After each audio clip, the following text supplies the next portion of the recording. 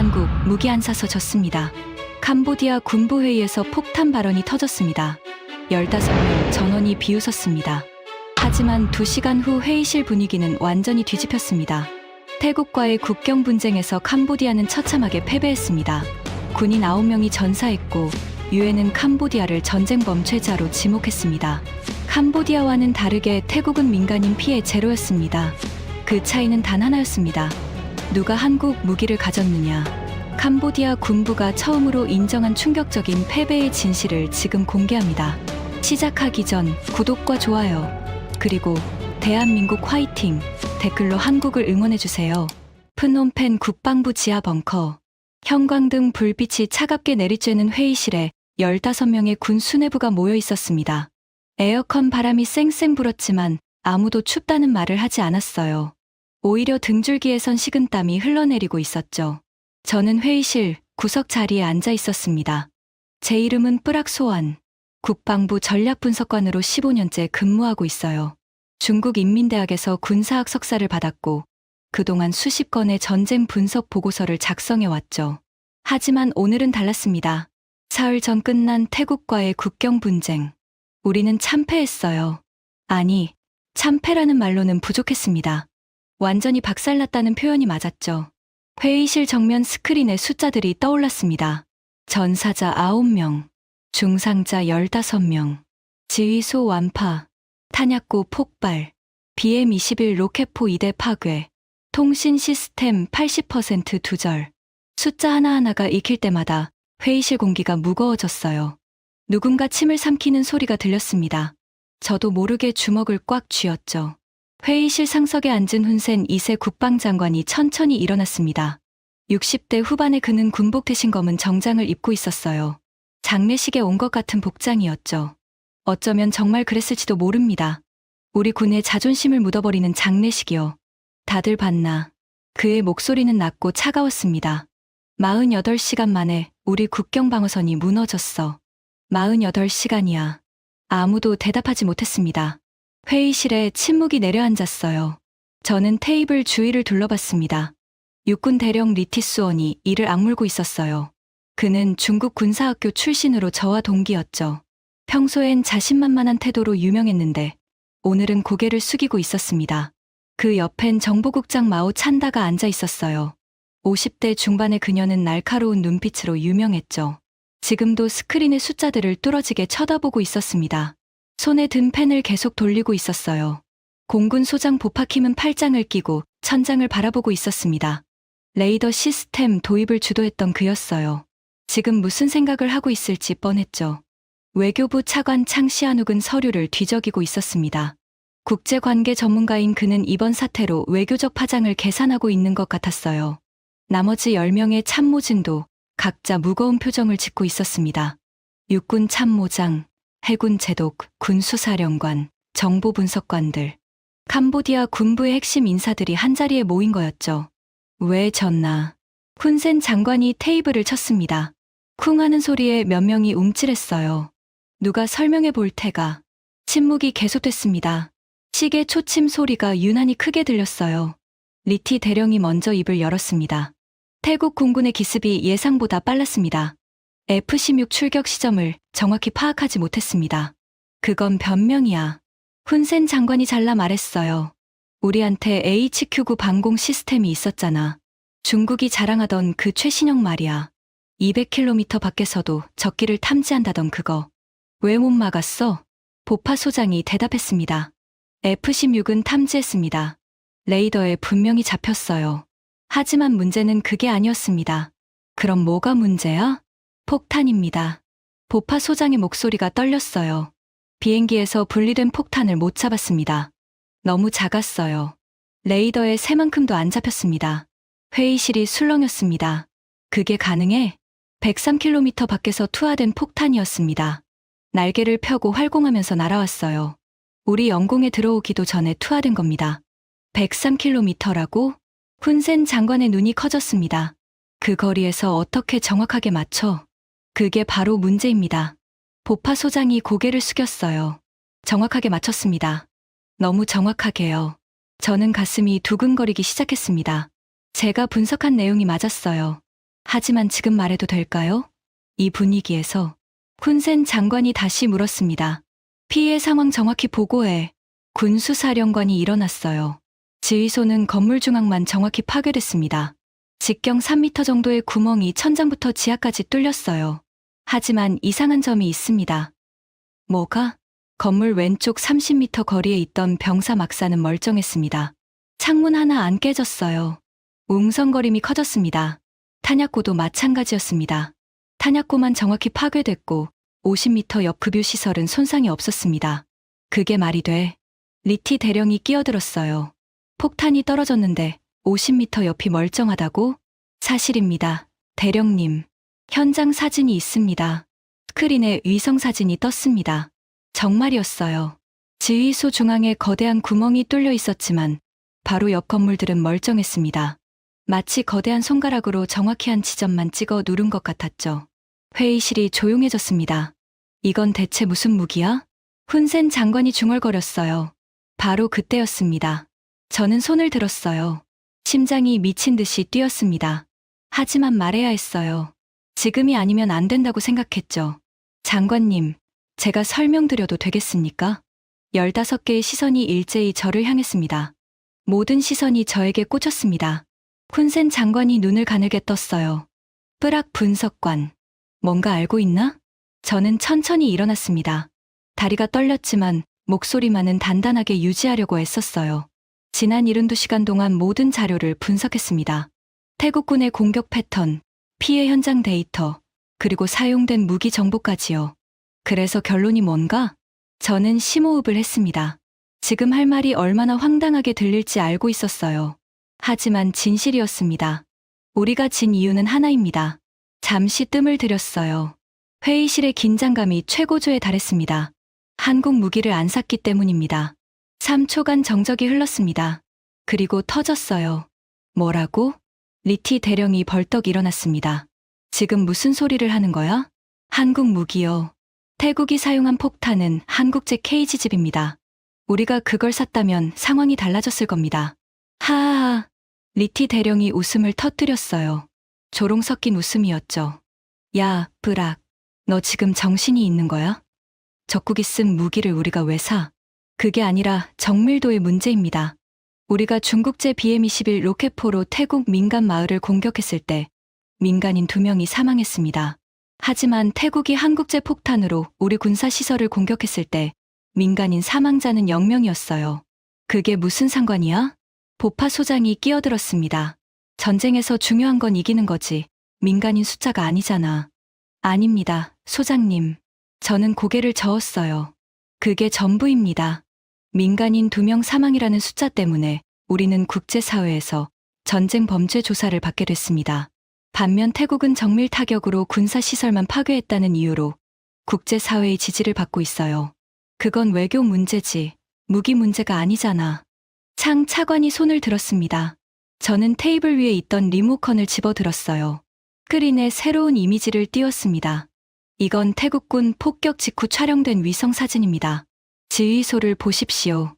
사진이 확대됐습니다. 폭탄이 정확히 건물 중앙 2층 작전실을 관통했습니다. 리어크 대령과 레이더 담당병이 있던 곳이에요. 오차 범위 5m 이내입니다. 그래서 103km 밖에서 투하된 폭탄이 5m 오차로 떨어졌다는 겁니다. 이건 단순한 폭탄이 아닙니다. GPS와 관성항법 시스템을 결합한 정밀 유도 무기예요. 리티 대령이 코웃음을 쳤습니다. 그런 건 미국도 가지고 있어. 한국이 뭐가 대단하다고? 미국 것보다 쌉니다. 그리고 더 정확해요. 증거는 있습니다. 저는 다음 슬라이드를 넘겼어요. 지휘소에서 30m 떨어진 병사 막사입니다. 창문 유리 하나 안 깨졌습니다. 50m 떨어진 급유 시설도 마찬가지예요. 불이 붙지 않았습니다. 회의실이 술렁였습니다. BM-21 로켓포를 생각해 보십시오. 우리가 태국 마을을 공격했을 때 목표물에서 200m나 벗어난 곳에 떨어진 로켓이 있었습니다. 그래서 민간인이 죽은 거예요. 그건 운이 나빴던 거야. 아닙니다. 그건 정밀도의 차이입니다. 저는 목소리를 높였어요. 우리가 쓴 중국제 무기는 어디 떨어질지 몰랐습니다. 쏘고 기도하는 무기였어요. 하지만 태국이 쓴 한국제 무기는 정확히 원하는 곳에 떨어졌습니다. 그 차이가 전쟁의 승패를 갈랐습니다. 말도 안 돼. 리티 대령이 테이블을 쳤습니다. 중국이 우리한테 얼마나 많은 지원을 했는데 HQ-9 방공 시스템, BM-21 로켓포, 통신 장비까지 그 은혜를 배신하고 한국 무기를 사야 했다고? 은혜요? 저는 리티 대령을 똑바로 쳐다봤어요. 그 은혜의 결과가 전사자 9명입니다. 대령님, 중국이 보장한다던 방공망은 폭탄 하나 못 막았어요. 닥쳐. 리티 대령의 얼굴이 불그락불락해졌습니다. 너 지금 누구 앞에서 그런 소리를 하는 거야? 중국 욕하는 게 아니라 우리 군을 욕하는 거잖아. 회의실이 얼어붙었습니다. 저는 가슴이 철렁했어요. 하지만 물러설 수 없었습니다. 저는 사실을 말하는 겁니다. 사실, 내가 아는 게 사실이야?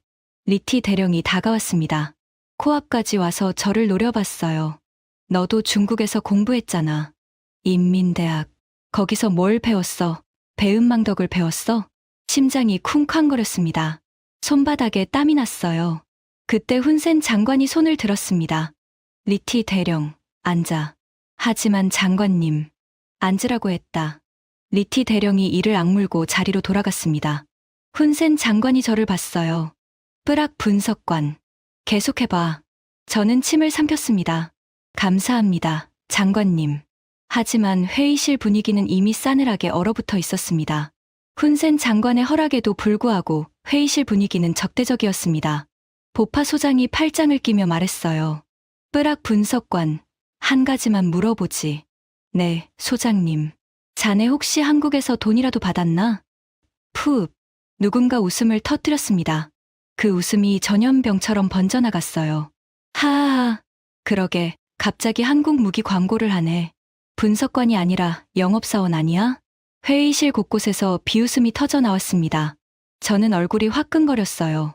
하지만 이를 악물었습니다. 저는 사실을 말씀드리는 겁니다. 사실, 보파 소장이 몸을 앞으로 기울였어요. 내가 사실을 말해줄까? 한국은 분단국가야. 북한이랑 70년 넘게 대치하고 있는 나라라고. 그런 나라가 만든 무기를 믿으라고? 소장님, 그건. 게다가 한국 방산 역사가 얼마나 됐어? 고작 몇십 년이야. 중국은 수천 년 전쟁 역사를 가진 나라야. 비교가 되나? 저는 반박하려고 했습니다. 하지만 창 차관이 먼저 끼어들었어요. 뿌락 분석관, 자네 국제 정세를 너무 모르는 것 같군. 그의 목소리는 차갑고 냉소적이었습니다. 중국은 우리의 최대 우방이야. 경제 지원, 군사 지원, 외교적 지원까지. 그런 나라를 배신하고 한국 무기를 사야 한다고.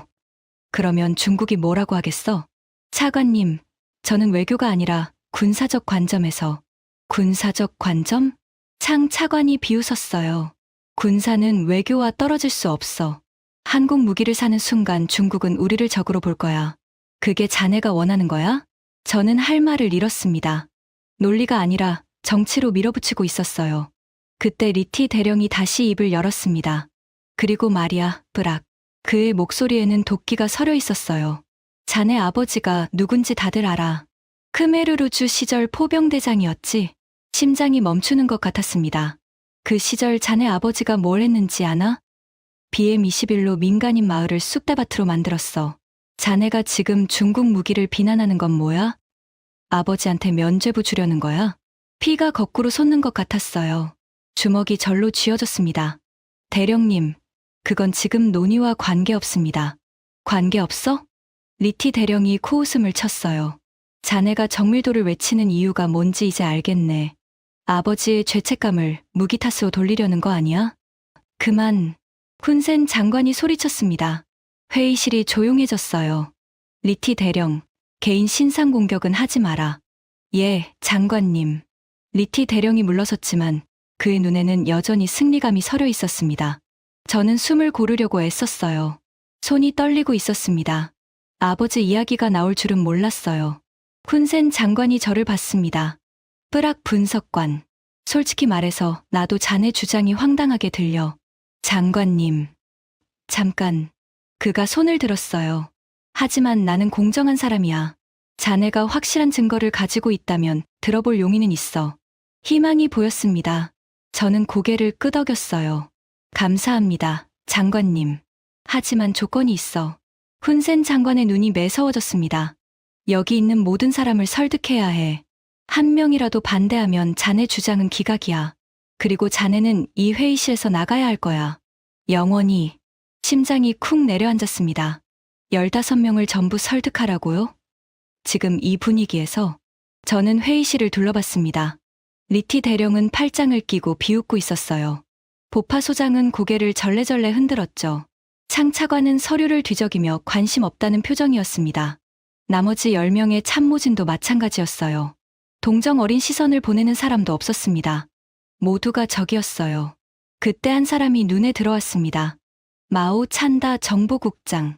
그녀는 아무 말도 하지 않고 있었어요. 비웃지도 않았고 반박하지도 않았습니다. 그저 날카로운 눈으로 저를 관찰하고 있었죠. 그리고 그녀의 손에 들린 펜이 움직이고 있었습니다. 뭔가를 적고 있었어요. 저는 작은 희망을 느꼈습니다. 한 명, 적어도 한 명은 제 말을 듣고 있었어요. 자, 시작해보게. 훈센 장관이 말했습니다. 자네의 황당한 주장을 증명해봐. 저는 심호흡을 했습니다. 15명 전원을 설득해야 한다. 한 명이라도 실패하면 끝이다. 불가능에 가까운 미션이었어요. 하지만 포기할 수 없었습니다. 먼저 한 가지만 여쭤보겠습니다. 저는 보파 소장을 바라봤어요. 소장님, HQ9 방공 시스템이 F-16을 탐지했다고 하셨죠? 그래. 레이더에 분명히 잡혔어. 그런데 왜 요격하지 못했습니까? 보파 소장의 표정이 굳어졌습니다. 그건 폭탄을 투하하고 바로 선회했기 때문이야. 미사일이 도달하기 전에 사라졌어. 103km 밖에서요? F-16이 폭탄을 투하한 지점이 우리 국경에서 103km 떨어진 곳이었습니다. 태국 영공이에요. HQ9의 사거리는 200km입니다. 충분히 닿는 거리죠. 보파 소장이 입술을 깨물었어요. 그건 교전 규칙 때문이야. 태국 영공까지 미사일을 쏠 수 없었어. 알겠습니다. 저는 고개를 끄덕였어요. 그러면 폭탄은요? 폭탄이 우리 영공에 들어왔을 때 왜 요격하지 못했습니까? 침묵이 흘렀습니다. 레이더에 안 잡혔다고 하셨잖아요. 새보다 작은 반사면적이라고요. 그게 무슨 뜻인지 아십니까? 저는 스크린에 새로운 이미지를 띄웠습니다. 이건 KG집의 사양서입니다. 한국방위산업청에서 공개한 자료예요. 스크린에 회색 동체의 폭탄이 나타났습니다. 날개가 접혀 있었어요. 길이 3.6m, 무게 450kg. 비행기에서 분리되면 날개가 펴지고 활공합니다. GPS와 관성항법 시스템으로 목표를 찾아가죠. 그런 건 미국도 있어. 리티 대령이 끼어들었습니다. JDAM이나 SDB 같은 거 말이야. 뭐가 다른데? 가격입니다. 저는 숫자를 띄웠어요. 미국 JDAM은 개당 25,000달러입니다. SDB는 40,000달러예요. 하지만 한국 KG집은 개당 30,000달러입니다. 별 차이 없잖아. 사거리를 보십시오. 다음 슬라이드로 넘겼습니다. JDAM의 활공거리는 최대 28km입니다. SDB는 110km예요. 하지만 KG집은 103km를 날아가면서도 오차 5m를 유지합니다. 그래서 103km면 적 방공망 밖에서 투하할 수 있다는 뜻입니다. 조종사가 위험에 노출되지 않아요. 그리고 5m 오차면 건물 창문을 골라서 맞출 수 있다는 뜻이에요. 회의실이 조용해졌습니다. 이게 왜 중요한지 아십니까? 저는 천천히 말을 이었어요. 우리 지휘소를 떠올려 보십시오. 폭탄이 정확히 2층 작전실 중앙에 떨어졌습니다. 리어크 대령과 레이더 담당병이 있던 곳이에요. 그건 알아. 하지만 30m 옆 병사 막사는 멀쩡했습니다. 거기엔 비전투 요원들이 잠들어 있었어요. 그들은 살았습니다. 저는 잠시 뜸을 들였어요. 이게 우연이라고 생각하십니까? 아무도 대답하지 않았습니다. 탄약고도 마찬가지입니다. 정확히 탄약고만 파괴됐어요. 50m 옆 급유시설은 불이 붙지 않았습니다. 만약 급유시설이 폭발했다면 주변 500m가 불바다가 됐을 겁니다. 민간인 마을도 있었어요. 그건 보파 소장이 뭔가 말하려다 멈췄습니다. 태국군은 우리 군사 시설만 정확히 타격했습니다. 민간인 피해를 최소화하려고 한 거예요. 그게 가능했던 이유가 바로 한국 무기의 정밀도입니다. 하지만 그게 우리랑 무슨 상관이야? 리티 대령이 반박했어요. 저기 정밀한 무기를 가졌다고 우리가 진 거라고. 그건 논리가 안 맞잖아. 아닙니다. 대령님. 저는 리티 대령을 똑바로 바라봤어요. 반대로 생각해 보십시오. 만약 우리가 한국 무기를 가지고 있었다면 어떻게 됐을까요? 우리가 BM-21 로켓포 대신 KG집을 가지고 있었다면요. 태국 군사시설만 정확히 타격하고 민간인 피해를 0으로 만들 수 있었을 겁니다. 그러면 지금 UN 전쟁범죄 조사를 받고 있는 건 태국이었을 거예요. 회의실이 술렁였습니다. 우리는 중국제 로켓포로 민간인 2명을 죽였습니다. 그 2명 때문에 우리가 국제사회에서 악당이 됐어요. 하지만 태국은 한국제 폭탄으로 우리 군인 9명을 죽였으면서도 영웅 취급을 받고 있습니다. 정밀 타격, 인도주의적 전쟁이라면서요. 그건 외교적 프레이밍이야. 창 차관이 소리쳤습니다. 무기 문제가 아니라 서방 언론의 편파 보도 때문이야. 정말 그렇습니까, 차관님? 저는 새로운 문서를 띄웠어요. 이건 UN 전쟁범죄 조사 보고서 초안입니다. 정보국을 통해 입수했어요. 마오 국장이 눈을 가늘게 떴습니다. 그녀가 저에게 건네준 문서였거든요. 보고서의 결론을 읽어드리겠습니다. 저는 천천히 읽었어요.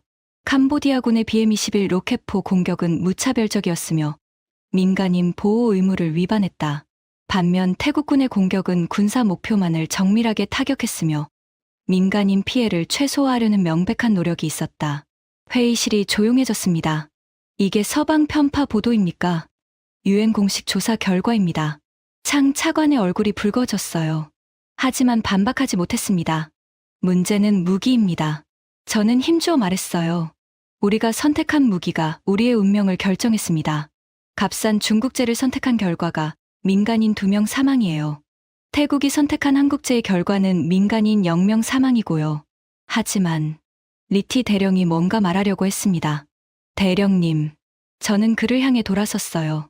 제 설명을 끝까지 들어주십시오. 아직 본론도 시작하지 않았습니다. 리티 대령이 입을 다물었습니다. 저는 회의실을 천천히 둘러봤어요. 아직 15명 전원이 적대적이었습니다.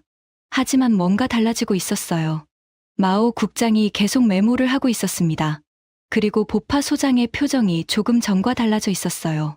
비웃음 대신 뭔가 생각에 잠긴 표정이었죠. 작은 균열이었습니다. 하지만 균열은 점점 커지기 마련이에요. 저는 다음 슬라이드를 준비했습니다. 이제 본론을 말씀드리겠습니다. 한국이 어떻게 이런 무기를 만들 수 있었는지, 그리고 왜 우리가 그걸 사야 했는지요. 회의실의 긴장감이 다시 높아졌습니다. 하지만 이번엔 달랐어요. 조롱이 아니라 궁금증이 느껴졌습니다. 첫 번째 고비는 넘겼어요. 하지만 진짜 전쟁은 이제부터였습니다. 회의실 분위기가 미묘하게 바뀌고 있었습니다. 하지만 리티 대령은 여전히 적대적이었어요. 그가 손을 들었습니다. 잠깐, 뿌락 분석관. 네, 대령님. 자네 논리에 구멍이 있어. 리티 대령이 자리에서 일어났습니다. 그의 눈빛은 날카로웠어요. HQ9가 폭탄을 못 잡은 건 인정해. 활공폭탄이 레이더에 안 잡힌다는 것도 이해했어. 그렇다면. 하지만 그게 중국 무기 잘못이야. 리티 대령이 스크린을 가리켰습니다. HQ9는 방공 시스템이야. 비행기를 잡는 거지, 폭탄을 잡는 게 아니라고. F-16을 탐지하고 추적한 건 성공했잖아. 시스템은 제대로 작동한 거야. 몇몇 참모진이 고개를 끄덕였습니다. 폭탄을 못 막은 건 레이더 기술의 한계지, 중국 잘못이 아니야. 미국 패트리어트도 활공폭탄은 못 막아. 이스라엘 아이언돔도 마찬가지고. 보파 소장이 거들었어요. 대령 말이 맞아. 활공폭탄 요격은 전 세계적으로 어려운 과제야. 중국만의 문제가 아니라고. 저는 잠시 생각했습니다. 논리적인 반박이었어요. 인정할 건 인정해야 했죠. 대령님 말씀이 일리 있습니다. 리티 대령의 눈이 커졌어요. 제가 동의할 줄 몰랐던 거죠. HQ9가 제 역할을 못한 건 아닙니다. 비행기는 잡았으니까요. 그럼 인정하는 거야? 부분적으로요. 저는 새로운 슬라이드를 띄웠습니다. 하지만 문제는 다른 곳에 있습니다. 우리가 쏜 무기를 보십시오. 스크린에 BM-21 로켓포 사진이 나타났어요. BM-21은 1963년 소련에서 개발된 무기입니다. 60년 전 기술이에요. 한 번에 40발을 쏠 수 있지만 정확도는 형편없습니다. 그건 알아.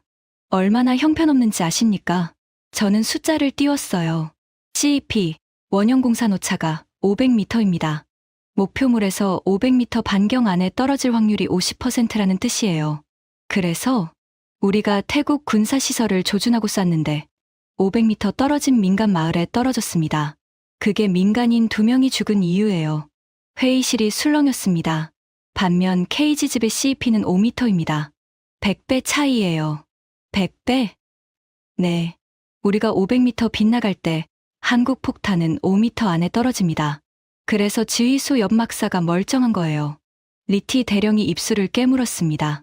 하지만 BM-21은 값이 싸잖아. 한 발에 몇백 달러야. KG집은 3만 달러라고 했지. 100배 비싸잖아. 맞습니다. 저는 고개를 끄덕였어요. 한 발당 가격은 100배 비쌉니다. 하지만 효율을 따져보십시오. 새로운 그래프를 띄웠습니다. 목표물 하나를 파괴하는데 BM-21은 평균 40발이 필요합니다. CEP가 500m니까 많이 쏴야 하나라도 맞거든요. 40발이면 총 비용이 1만 6천 달러예요. KG집보다 싸잖아. 맞습니다.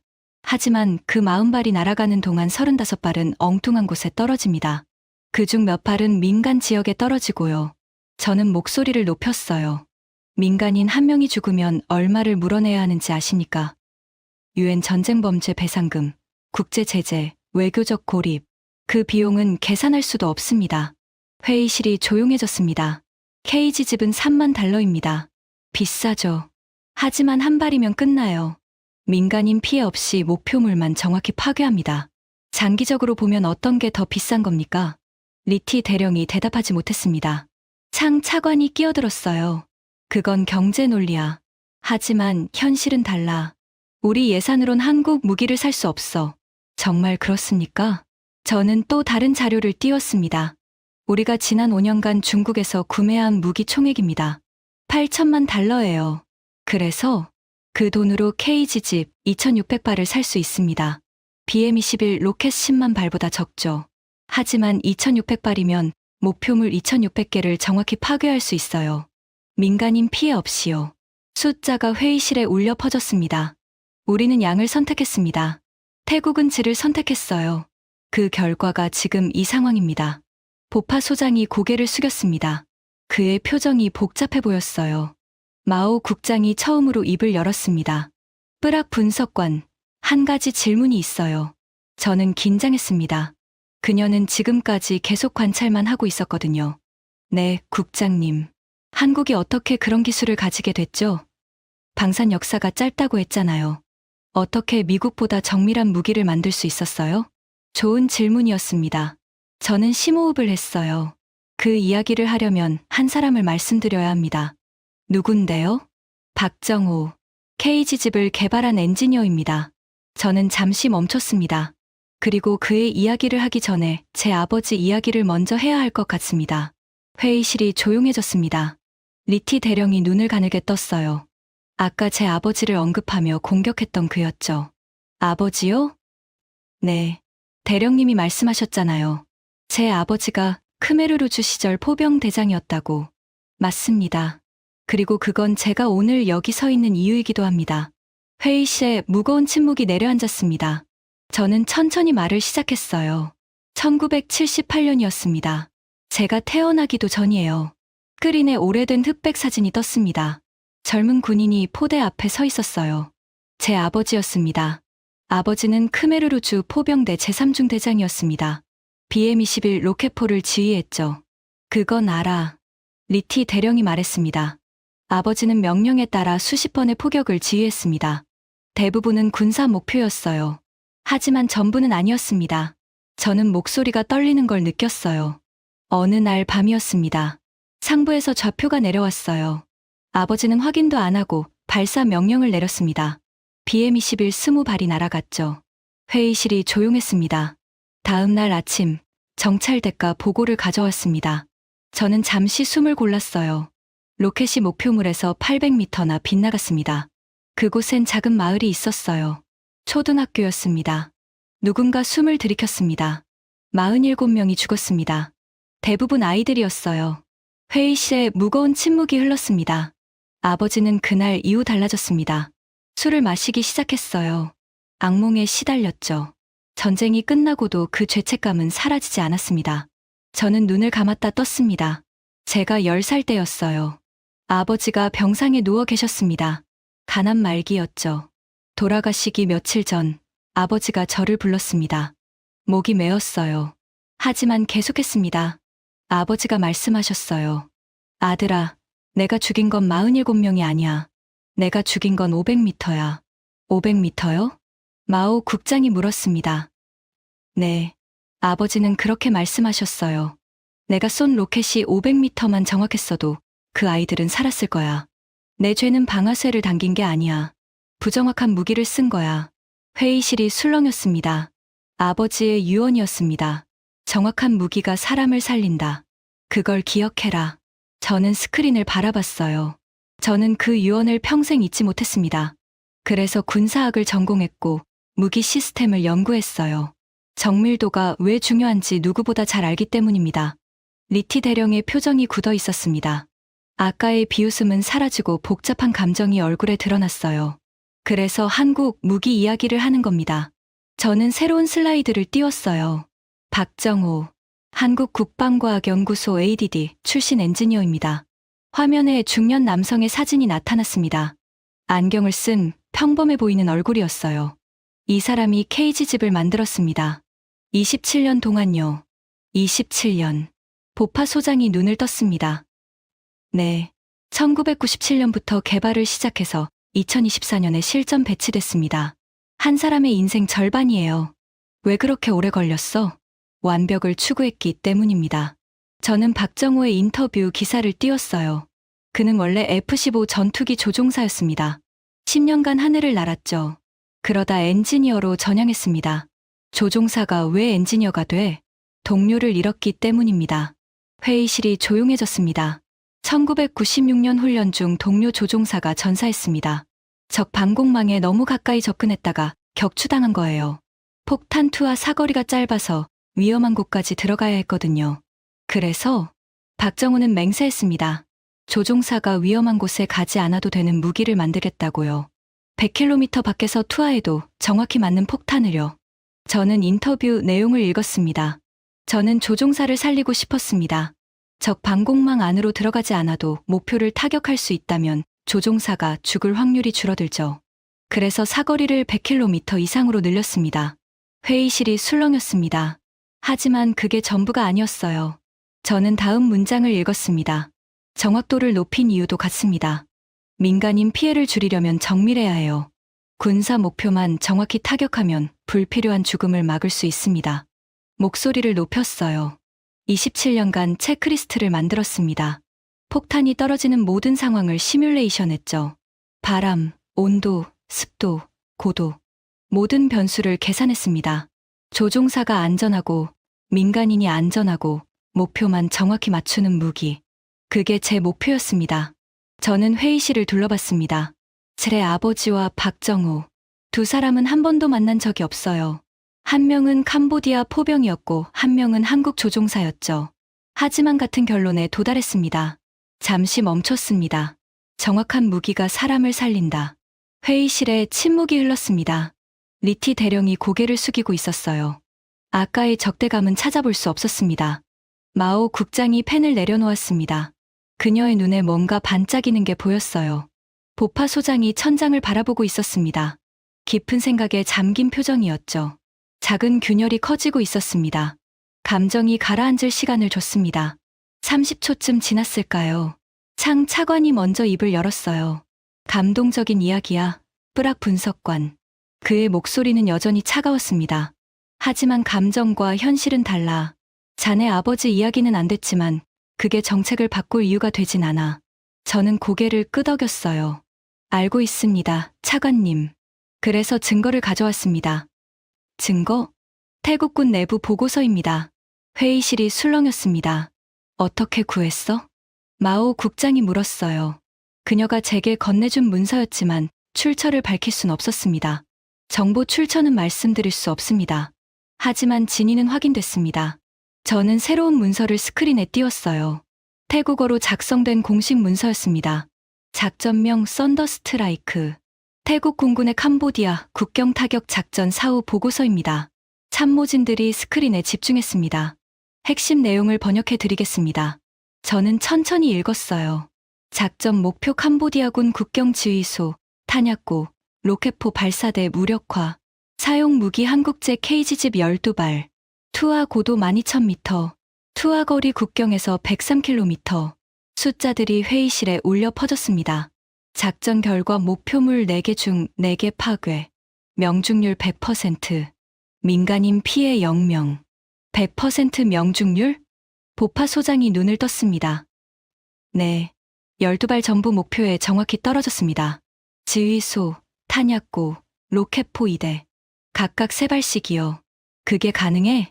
가능했습니다. 그리고 더 중요한 내용이 있어요. 저는 다음 페이지를 띄웠습니다. 국제사회 대응 분석 항목입니다. 읽어 드릴게요. 본 작전의 성공 요인 중 하나는 민간인 피해 제로다.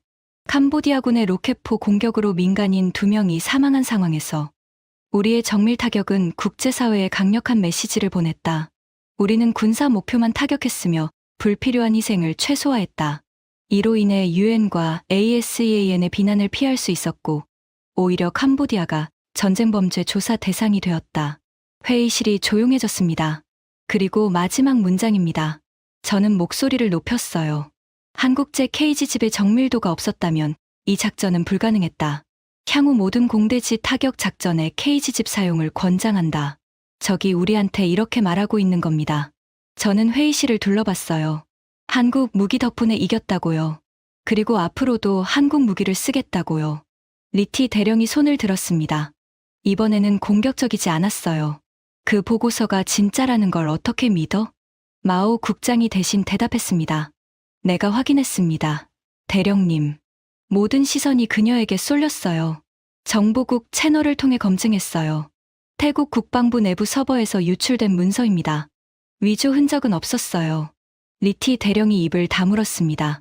창 차관이 끼어들었어요. 그래, 태국이 한국 무기를 썼다는 건 인정해.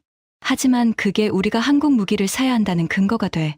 차관님, 한 가지만 더 보여드리겠습니다. 저는 또 다른 문서를 띄웠어요. 이건 태국 국방부가 작성한 비용 분석 보고서입니다. 숫자들이 스크린에 나타났습니다. KG집 12발 도입 비용 36만 달러, 작전 성공으로 얻은 이익 국제 제재 회피, ASEAN 지지 확보, 유엔 조사 면제, 추정 가치 측정 불가. 저는 잠시 멈췄습니다. 우리가 쓴 BM-21 로켓 60발의 비용은 24,000달러였습니다. 36만 달러의 15분의 1도 안 돼요. 싸게 먹혔네. 누군가 중얼거렸습니다. 하지만 그 24,000달러짜리 공격으로 우리가 치르게 될 대가는 얼마입니까? 저는 목소리를 높였어요. 유엔 전쟁범죄 조사, 국제 제재 가능성, ASEAN에서의 외교적 고립, 배상금 청구, 그리고 무엇보다 우리 군인 9명의 목숨. 회의실이 조용해졌습니다. 36만 달러와 24,000달러. 숫자만 보면 우리가 이득인 것 같죠. 하지만 결과를 보면 태국이 압도적으로 이겼습니다. 창 차관의 얼굴이 굳어졌어요. 값싼 무기가 비싼 대가를 치르게 한 겁니다. 회의실 분위기가 확실히 바뀌고 있었습니다. 여전히 반대하는 표정들이 있었지만 아까처럼 비웃는 사람은 없었어요. 적어도 제 말을 듣고 있었습니다. 훈센 장관이 시계를 봤어요. 뿌락 분석관, 시간이 많지 않아. 핵심만 말해. 알겠습니다, 장관님. 저는 가장 중요한 자료를 띄웠습니다. 유엔 전쟁범죄 조사 보고서 최종본입니다. 어제 정보국에서 입수했어요. 마오 국장이 고개를 끄덕였습니다. 그녀가 건네준 문서였죠. 결론부터 말씀드리겠습니다. 스크린에 빨간 글씨가 떴습니다. 캄보디아군 전쟁범죄 혐의 인정. 민간인 보호 의무 위반. 회의실이 술렁였어요. 태국군 전쟁범죄 혐의 없음. 정당한 군사행동으로 판정. 뭐라고? 리티 대령이 벌떡 일어났습니다.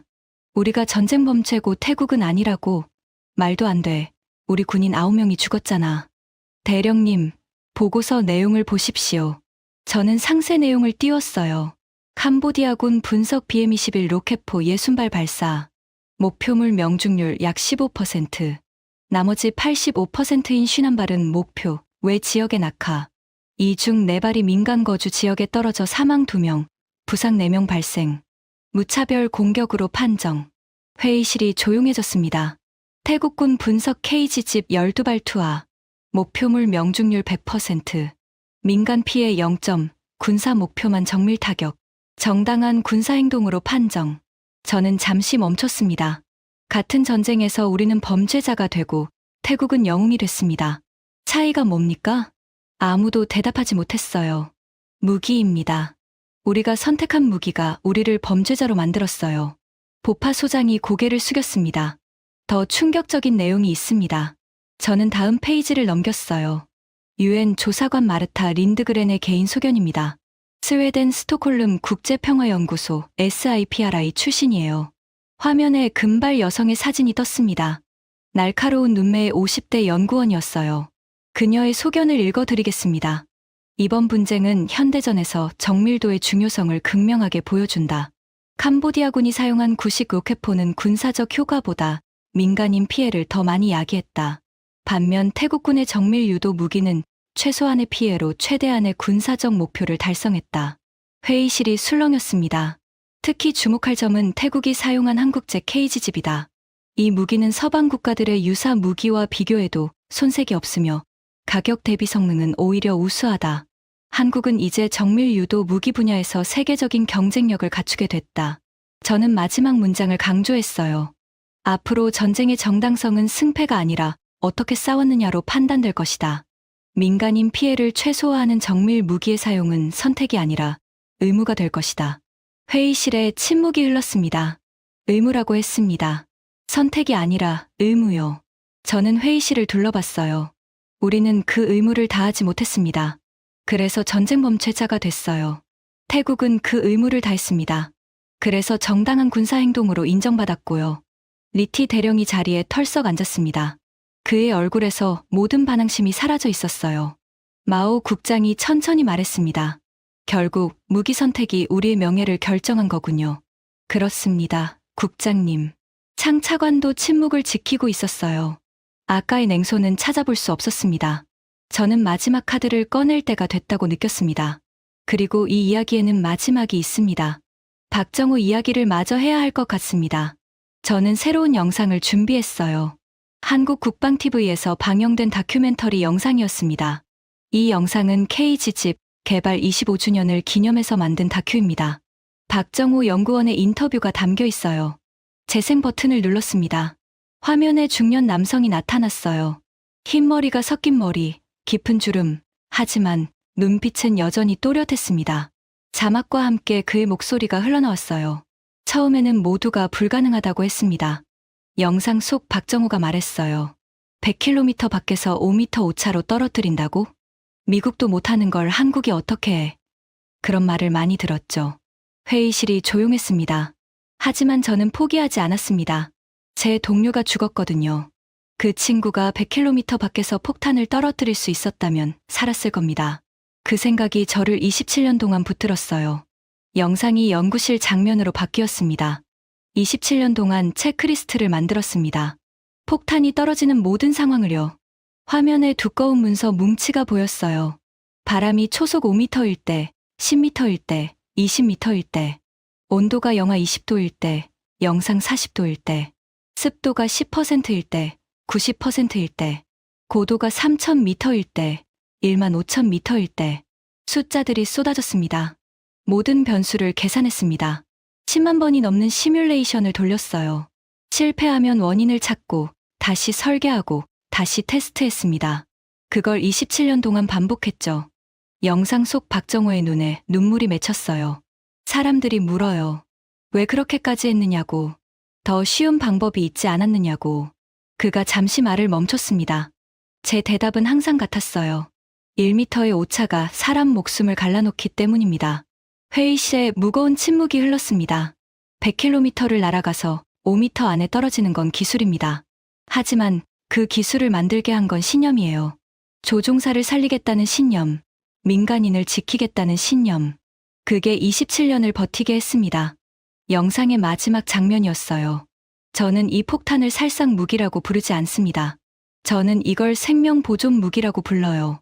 죽여야 할 척만 정확히 죽이고 살려야 할 사람은 반드시 살리는 무기. 그게 제가 27년 동안 만들고 싶었던 겁니다. 화면이 꺼졌습니다. 회의실에 정적이 흘렀어요. 저는 천천히 말을 이었습니다. 27년입니다. 한 사람이 인생의 절반을 바쳤어요. 동료를 잃은 슬픔을 기술로 승화시킨 겁니다. 리티 대령이 눈을 감고 있었습니다.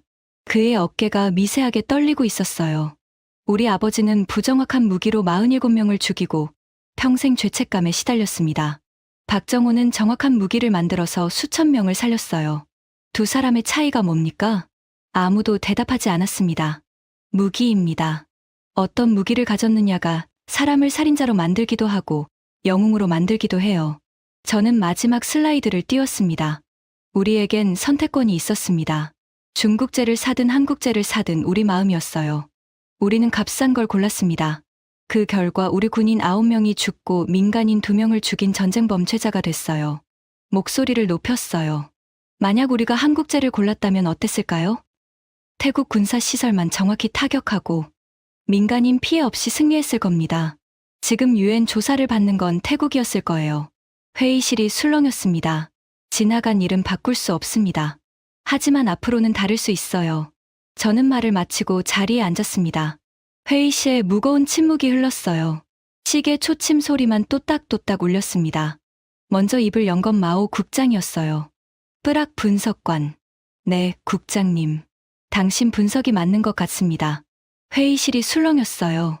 정보국 자체 분석과도 일치해요. 우리가 패배한 건 전술이나 용맹의 문제가 아니었어요. 무기 선택의 문제였습니다. 리티 대령이 고개를 들었어요. 마오 국장, 정말 그렇게 생각하십니까?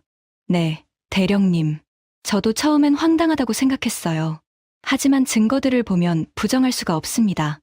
리티 대령이 한숨을 쉬었습니다. 저는 그가 말을 멈췄어요. 무거운 침묵이 흘렀습니다. 저는 뿌락 분석관한테 사과해야 할 것 같습니다. 회의실이 놀라움으로 술렁였어요. 아까 아버지 이야기를 꺼내서 공격한 건 비겁했습니다. 진심으로 사과드립니다. 리티 대령이 고개를 숙였어요. 저는 가슴이 뭉클해졌습니다. 괜찮습니다. 대령님. 저도 너무 갑작스럽게 주장을 꺼내서 충격을 드렸을 겁니다. 아니, 그게 아니야. 리티 대령이 고개를 저었어요. 나도 알고 있었어. 중국 무기가 문제라는 거. 하지만 인정하기 싫었던 거야. 내가 중국에서 공부했고 중국과의 관계를 옹호해왔으니까. 그의 목소리가 떨렸습니다. 자존심 때문에 진실을 외면하고 있었어. 그게 부끄러워. 보파 소장이 끼어들었어요. 나도 마찬가지야. HQ9 도입을 주도한 게 나거든. 그게 실패했다는 걸 인정하기 싫었어. 소장님. 뿌락 분석관 말이 맞아. 우리가 잘못된 선택을 한 거야. 값싼 게 비싼 대가를 치르게 한다는 말, 뼈에 사무쳤어. 회의실 분위기가 완전히 바뀌었습니다. 창 차관이 말했어요. 외교적으로도 문제가 있어. 중국과의 관계를 생각하면 쉽지 않지만 그가 한숨을 쉬었습니다. 유엔에서 전쟁 범죄자로 낙인찍히는 게 더 큰 외교적 재앙이야. 그걸 인정해야겠어. 참모진들이 하나둘 고개를 끄덕이기 시작했어요. 저도 동의합니다. 맞는 말이에요. 증거가 명확하니까요. 15명 중 10명 이상이 동의하는 분위기였습니다. 저는 가슴이 벅차올랐어요. 불가능하다고 생각했는데 정말 설득이 되고 있었습니다. 훈센 장관이 손을 들었어요. 잠깐. 회의실이 조용해졌습니다. 아직 결론 내리기 이르다. 저는 긴장했습니다. 장관이 반대하면 모든 게 무너질 수 있었어요. 뿌락 분석관.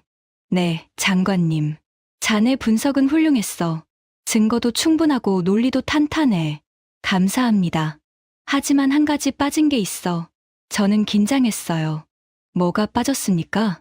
훈센 장관이 천천히 말했습니다. 대안이야. 한국 무기를 사야 한다고 했지. 그럼 어떻게 살 건데? 예산은? 중국과의 관계는? 구체적인 계획이 있어? 저는 잠시 생각했습니다. 사실 거기까지는 준비하지 못했어요. 오늘 회의의 목표는 문제를 인식시키는 거였거든요. 하지만 여기서 물러서면 안 됐습니다. 장관님, 구체적인 계획은 별도 보고서로 제출하겠습니다. 하지만 한 가지만 말씀드리겠습니다. 뭔데? 선택의 문제입니다. 저는 똑바로 장관을 바라봤어요. 중국과의 관계를 유지하면서 값싼 무기를 쓸 수 있습니다. 하지만 그러면 다음 전쟁에서도 오늘과 같은 결과가 나올 겁니다. 우리 군인이 죽고 민간인을 죽인 전쟁 범죄자가 되겠죠. 아니면 한국과 새로운 관계를 맺을 수 있습니다. 비싸더라도 정밀한 무기를 사면 다음 전쟁에서는 다른 결과가 나올 겁니다. 적만 죽이고 민간인은 살리는 정당한 군사행동을 할 수 있어요. 저는 목소리를 높였어요. 어떤 나라가 되고 싶으십니까, 장관님? 전쟁 범죄자의 나라입니까? 아니면 정당한 자위권을 행사하는 나라입니까? 회의실이 숨을 죽였습니다.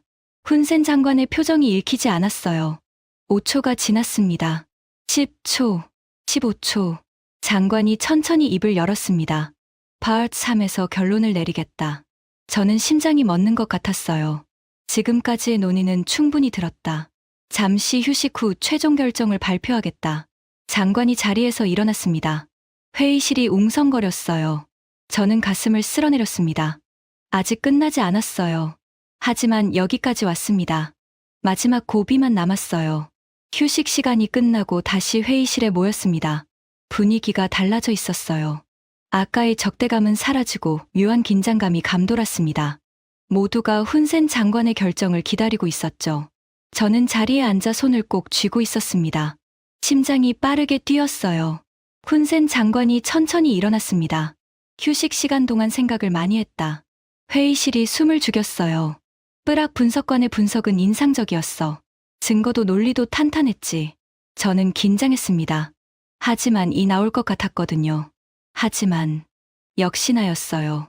나는 눈으로 직접 봐야 믿는 사람이야. 장관이 저를 바라봤습니다. 뿌락 분석관, 자네가 말한 그 정밀도 30m 옆이 멀쩡하다는 거, 그걸 직접 보여줄 수 있나? 저는 잠시 당황했어요. 현장에 갈 수는 없었으니까요. 하지만 방법이 있었습니다. 영상이 있습니다, 장관님. 영상.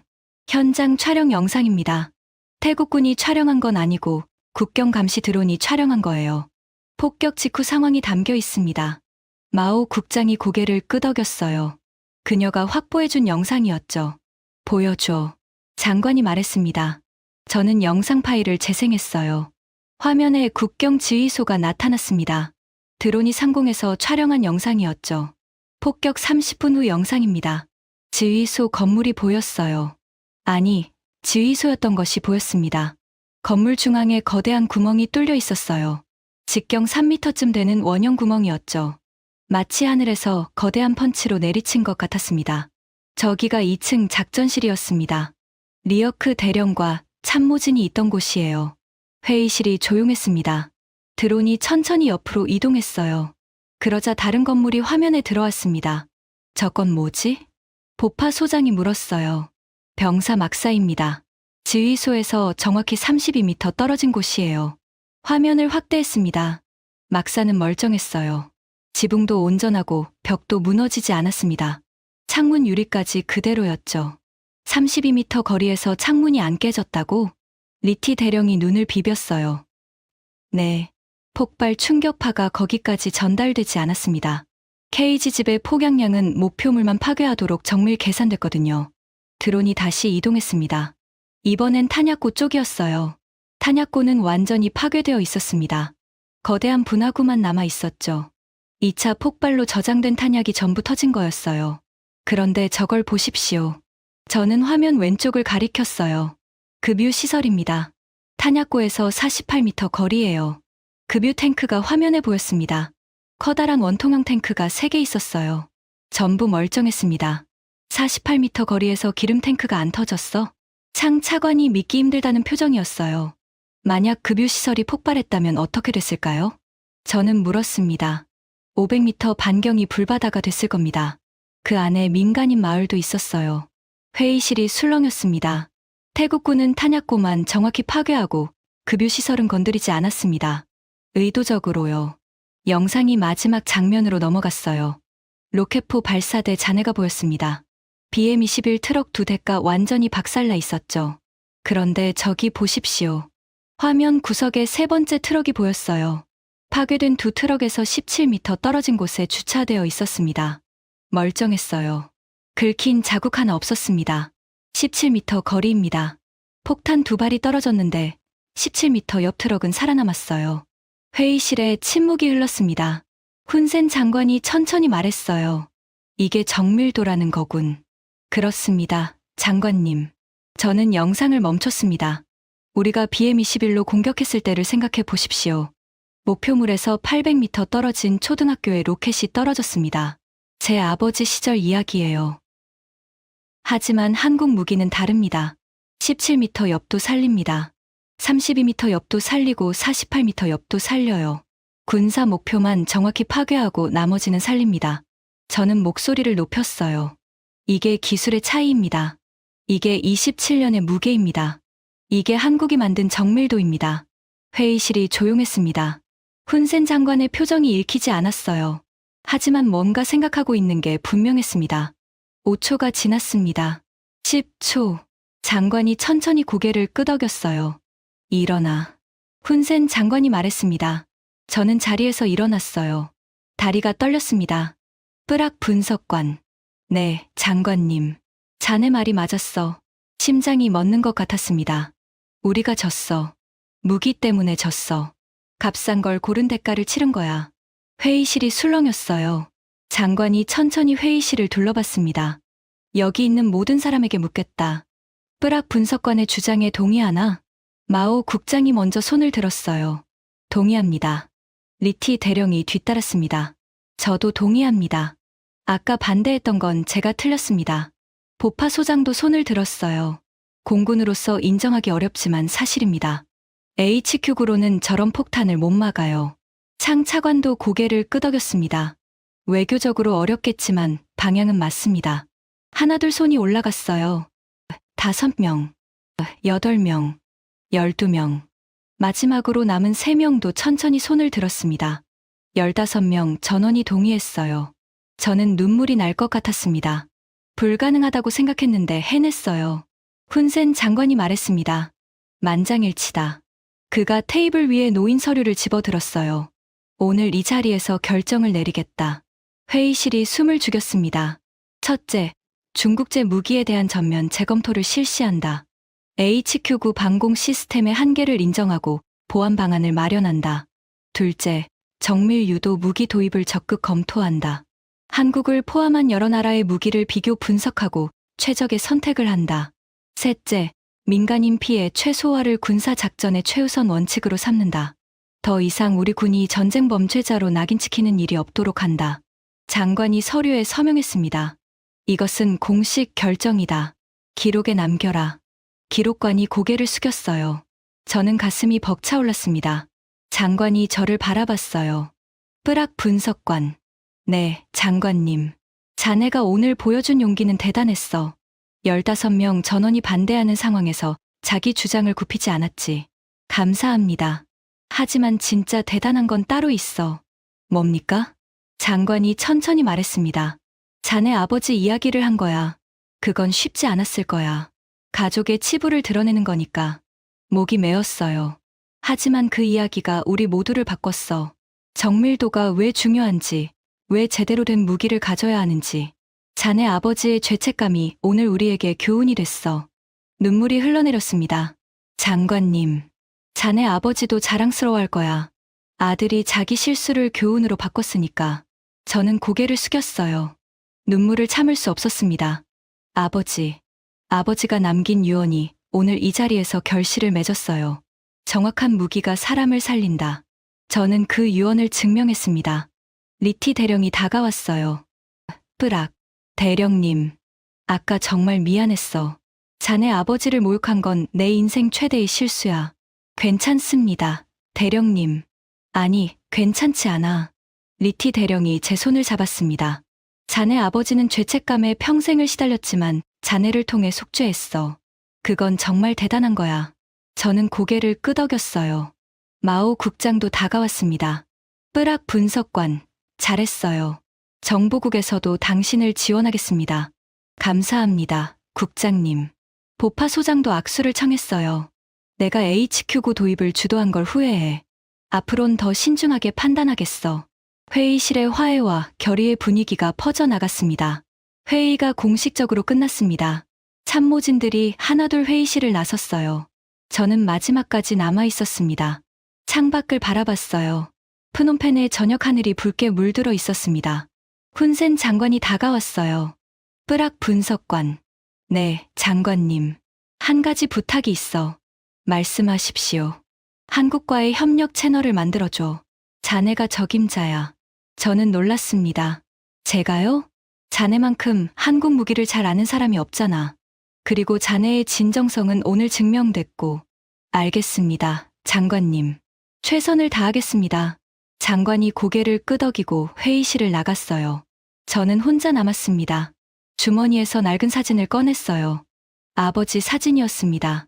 젊은 시절의 아버지. 포대 앞에 서 있는 모습. 아버지. 저는 속삭였어요. 오늘 한 걸음 나아갔어요.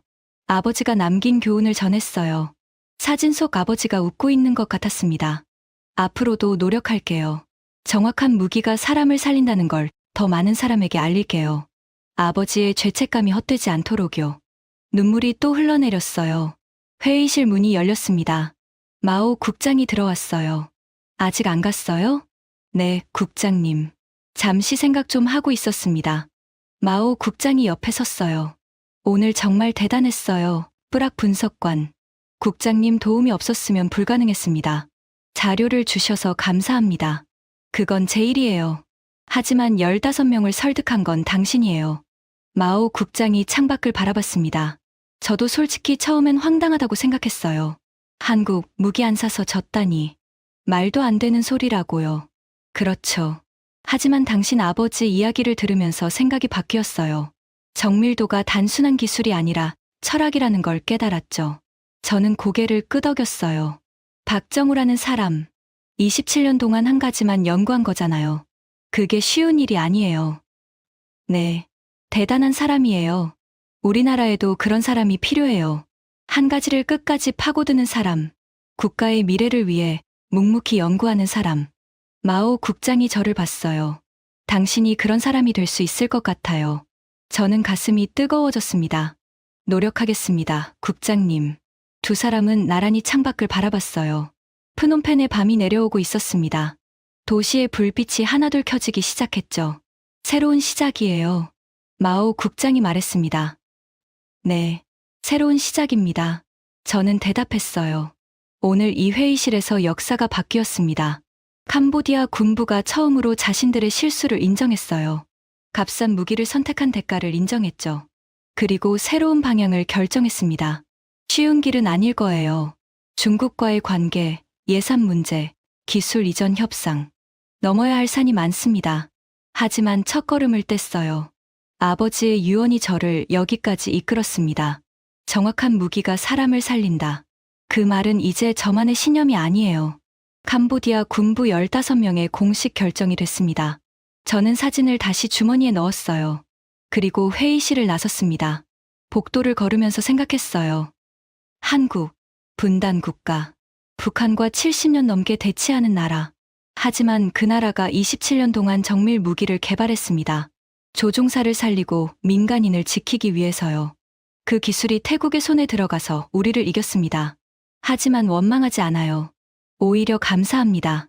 덕분에 깨달았으니까요. 무기는 죽이는 도구입니다. 하지만 어떤 무기를 선택하느냐에 따라 누구를 죽이고 누구를 살릴지가 결정됩니다. 중국은 값싼 무기를 팔았습니다. 많이 쏘고 많이 죽이는 무기를요. 한국은 비싼 무기를 만들었습니다. 정확히 쏘고 필요한 것만 죽이는 무기를요. 우리는 잘못된 선택을 했습니다. 하지만 이제 바꿀 수 있어요. 건물 밖으로 나왔습니다. 밤 공기가 시원했어요. 별이 반짝이고 있었죠. 저는 하늘을 올려다봤습니다. 아버지도 저 별 어딘가에서 보고 계실까요? 오늘 아들이 한 일을요. 아버지, 약속했잖아요. 저는 속삭였어요. 정확한 무기가 사람을 살린다는 걸 증명하겠다고. 오늘 첫걸음을 뗐어요. 앞으로도 계속할게요. 바람이 불었습니다. 마치 아버지가 대답하는 것 같았어요.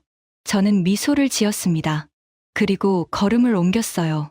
새로운 시작을 향해, 캄보디아의 미래를 향해, 그리고 아버지의 유언을 완성하기 위해. 여러분, 지금까지 캄보디아 군부 회의실에서 벌어진 이야기를 들려드렸습니다. 어떠셨나요? 한국, 무기 안 사서 졌다. 처음엔 황당하게 들리는 주장이었죠. 하지만 증거를 보면 부정할 수 없었습니다. 103km 밖에서 5m 오차로 떨어지는 폭탄, 30m 연막산은 살리고 지휘소만 정확히 파괴하는 정밀도, 민간인 피해 제로를 만드는 기술, 27년 동안 한 사람이 매달린 결과물, 그게 한국이 만든 무기였습니다. 정밀도는 기술이 아닙니다. 철학입니다. 죽여야 할 척만 죽이고 살려야 할 사람은 반드시 살린다. 그 신념이 27년의 연구를 버티게 했습니다. 그리고 그 무기가 전쟁의 승패를 갈랐습니다. 캄보디아는 깨달았습니다. 값싼 무기가 비싼 대가를 치르게 한다는 것을. 정밀도가 곧 인도주의라는 것을. 한국이 새로운 기준을 만들었다는 것을. 여러분도 기억해 주세요. 대한민국의 기술이 세계를 바꾸고 있습니다. K방산이 단순한 수출이 아닙니다. 사람을 살리는 철학을 수출하는 거예요. 이 이야기가 감동적이었다면 구독과 좋아요 부탁드립니다. 그리고 주변에 공유해 주세요. 대한민국의 기술력을 더 많은 사람이 알 수 있도록요. 다음에도 더 놀라운 이야기로 찾아뵙겠습니다. 지금까지 감동테라였습니다. 감사합니다.